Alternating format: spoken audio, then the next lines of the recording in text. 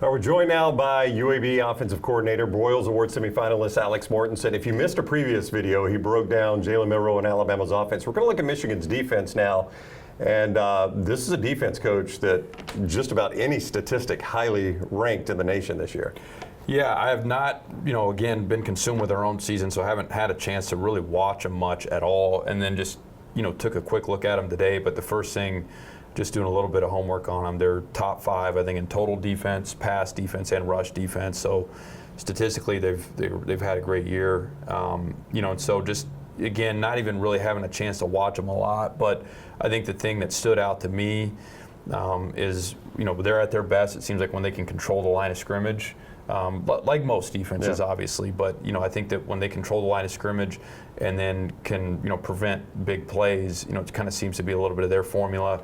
The little I've been able to watch, but when I talk about control the line of scrimmage, I think one of the things that just stood out to me as I just kind of took a quick look at this Iowa game is when the defensive line can eat up these double teams and don't allow offensive linemen to get to the second level. A lot of times their linebackers do a good job of finding their way to the back. So, an example here, you'll see that, the center and the guard are double teaming the nose, which they do get a little bit of movement there. The line of scrimmage changes. However, no one's able to get up to the linebacker. Defensive lineman's able to eat that double team up, and then he's able to weave his way through and get to the back at approximate line of scrimmage. So, again, being able to control the line of scrimmage to either, shed the blocks and make the play themselves or to let these linebackers run free, just kind of keep showing up. I'll show you another one here in the same game. So, same idea. The defensive tackle is able to eat the double team up, and they're able to get up to one linebacker, but not both. And he's able to work his way through again, pulls the trigger at approximately the line of scrimmage. So, I think that, is a theme, and I'll show you one more here. Even with the eye candy that I was trying to give here and a little bit of misdirection. They don't bite it at all, do they? No, yeah. They're pretty disciplined, it looks like, and they've got guys in the secondary that are probably being asked to adjust to this, and they've got some guys playing the misdirection and other guys playing the box. So, it appears that, some of these guys have good eye discipline.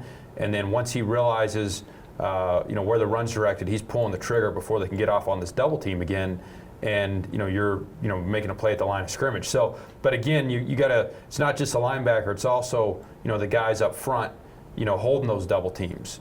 So that's one thing that shows up. Now, here's another run in the same game, okay, that is a little bit more of an effective run. And if you look at it, well, what's, maybe the biggest difference is, yeah, they're moving the line of scrimmage again, but they also are able to get up to and get hands on both line, at least get hands on. They don't even really sustain the block, but they're able to get hands on both linebackers, and you have a more effective run. So, I think that's one thing that really jumps out at me about this defense. And then, in terms of the run game, in the pass game, again, this is just kind of buzzing through, but, this is a third down. So, it's a passing down. They're playing Maryland here, and they're in kind of what we would call maybe a load front, where they've got 3 of the 4 D linemen on one side.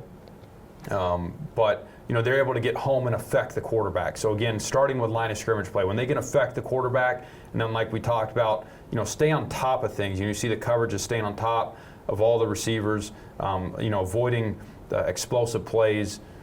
They seem like that's kind of what they thrive on. Now here's a couple plays from the Ohio State game where Ohio State, is able to throw the ball effectively, and now this is different. It's first down, okay, but the pass rush is trying to affect the quarterback, and he's able to climb and extend the play just slightly, and now it gives them more time to get behind the defense here.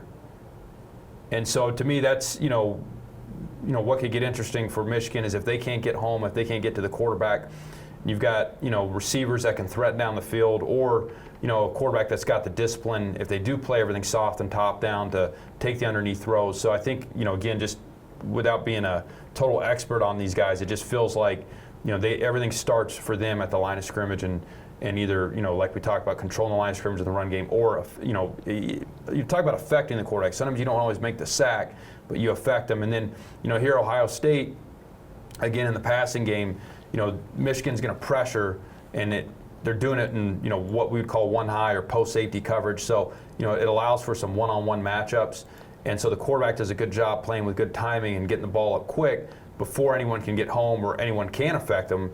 And it's a little bit of a 50-50 ball, but the defender's got his back turned. Ohio State comes down with it. So again, I think that'll be one thing to look for, in the playoff is, if people can prevent them from affecting the quarterback, how are they going to match up in the back end against people that are going to try to challenge them down the field? That's a great look at the Michigan defense, a defense that ranks very highly. When you talk about a mobile quarterback like Alabama has, and we looked at some of Jalen Milroe, there are a lot of teams that employ a spy. They probably weren't asked to do a lot of that in the Big Ten. Are coaches generally hesitant to try that defense? You don't want to do it, exclusively, obviously. Yeah, I mean, I think they can certainly present some advantages, but I think, like anything, sometimes you're robbing Peter to pay Paul. Yeah. Georgia, I remember just kind of at a glance seeing they played at times with the spy or with two spies. I didn't really study that game. This is just kind of a casual look. I think the first third down in the game, they rushed three, had two spies, and were able to make a play on Milroe. Later in the game, and I don't even think it was a third down. I can picture one where they end up rushing three, they drop 8, but now they play with a spy, and that's a spy that could have possibly contributed to the pass rush, right, or could have contributed to the coverage, but you're giving them up for the quarterback. Well, now the pass rush doesn't get home. Milroe's got time, he's patient. We talked earlier, he's playing more like a point guard. And so as he's waiting, what now gives his receivers more time to win in coverage, and they did, and they hit a big in cut, for a first down. So, the spy can be effective. There's a lot of sophisticated ways to employ that now where, maybe if it's a passing down, you're going to try to force the quarterback to scramble to one side and have the spy peel out the other way, force him to his non-throwing hand. So there's a lot, there's some game within the game there, and a cat and mouse game can get played. But when you do it, again, you're robbing Peter to pay Paul. You're probably giving something else up too. Yeah. You can get Coach's breakdown of some Alabama plays as well on these same video platforms. He is Alex Mortensen, the offensive coordinator at UAB. Coach, thanks for the breakdowns. Thank you. We appreciate it.